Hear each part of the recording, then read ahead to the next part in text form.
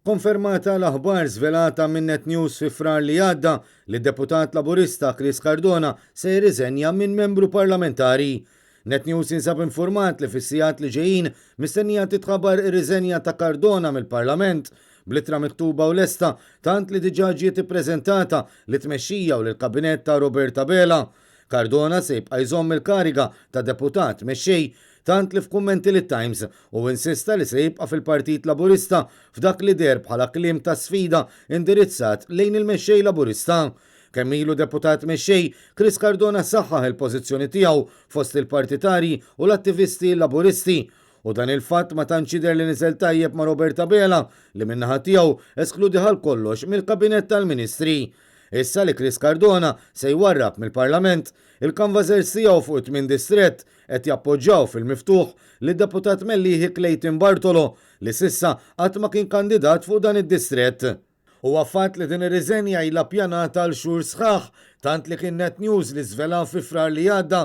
Dak iż-żmien Roberta Bela kien għażel li jsikket lil Cardona tant li fl-ewwel konferenza ġenerali li indirizza fis-16 ta' frar ma ħallihx indirizza l-attività fil-waqt li Chris Fern kien tħalla jagħmel id-diskors tiegħu.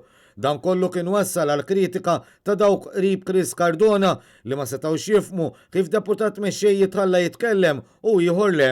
U min-naħa tiegħu Cardona kien sfida li tmexxija ta' Bela u xorta attenda għal konferenza ġenerali. L-aħbar ta' riżenja minn membru parlamentari kienet ikkonfermata mill-Partit Laburista stess li konferma wkoll kif dan se jibqa' jżomm il-kariga tiegħu fit-tmexxija tal-partit.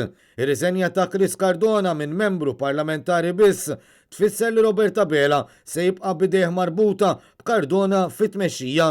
Dan kif l-istatut tal-Partit Laburista jagħtih id-dritt jibqa' fil-kariga sakemm din tiskadi wara l-elezzjoni ġenerali li jmiss.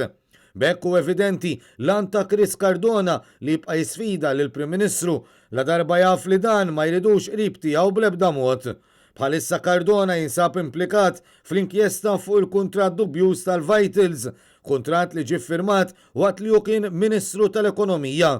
Ismu feċċ ukoll fl-investigazzjonijiet marbuta mal-assassinju tal-ġurnalista Daphne Caruana Galizia b'Cardona jakkuża lil sħabu li ppruvaw jagħmlu frame up fuqu.